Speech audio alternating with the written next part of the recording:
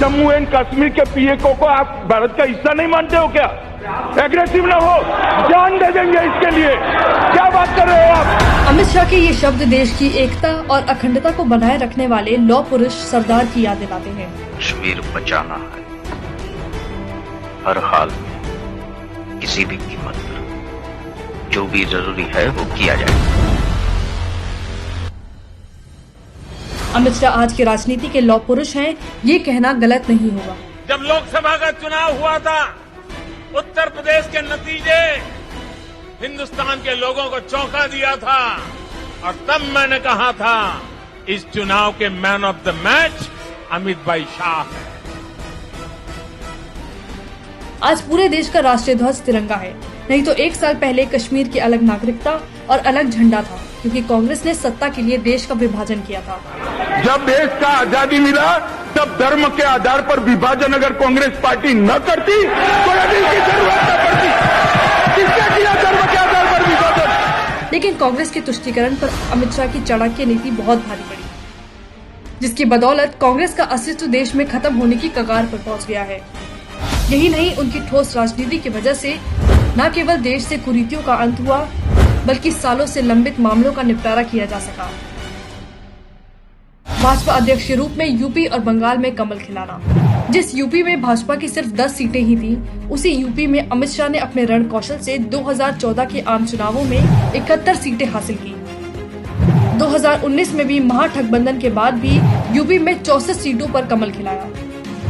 बंगाल में भी उनके नेतृत्व में ही अप्रत्याशित रूप से पहली बार पार्टी 18 सीटें जीतने में कामयाब रही। भारत माता की।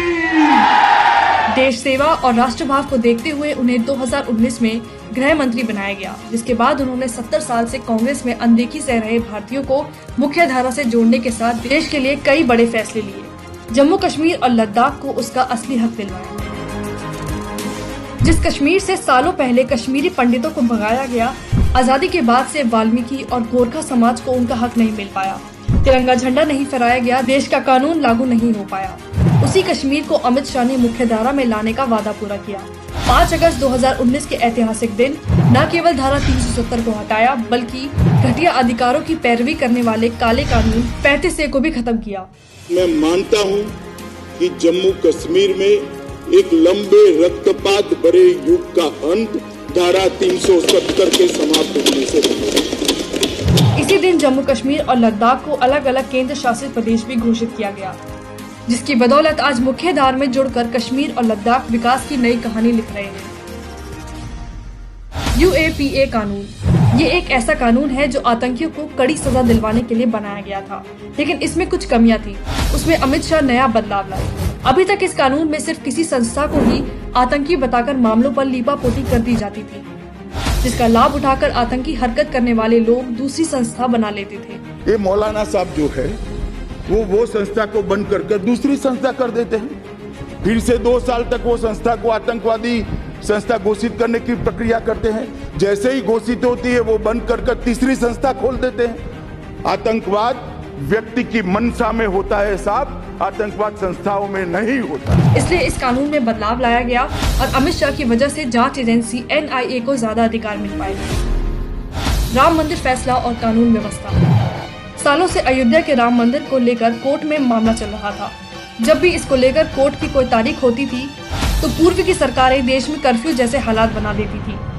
लेकिन जब 9 नवंबर 2019 की वो शुभ घड़ी आई, जिसका दुनिया भर के करोड़ों राम भक्तों का इंतजार था, तमाम दलीलों को सुनने के बाद देश की सबसे बड़ी अदालत ने राम मंदिर बनाने के रास्ते पर अपनी मुहर लगा दी।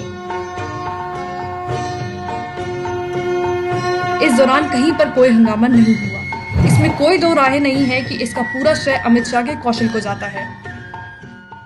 नागरिकता संशोधन कानून, ये एक ऐसा कानून है जिससे पड़ोसी देशों में रहने वाले अल्पसंख्यकों को भारत की नागरिकता मिलती है। इसको लेकर कांग्रेस के साथ साजिश रचकर विपक्ष ने पूरे देश को गुमराह कर दिया। लोकतंत्र की रक्षा के लिए हम कोई भी कुर्बानी देने के तैयार हैं। अपने घरों से बाहर निकले और इसके खिलाफ आंदोलन करें। लेकिन अमित शाह ने गृह मंत्री रहते दिसंबर 2019 में इसे संसद में पास करवाया। वो लाखों करोड़ों लोग जो कई सालों से यातना का जीवन जी रहे हैं, नर्क की यातना का जीवन जी रहे हैं, उन सबको एक नई आशा की किरण दिखाने वाला एक बिल। इससे देश में आने वाले और पहले से रह रहे हजारों लोगों को देश की नागरिकता मिल गई।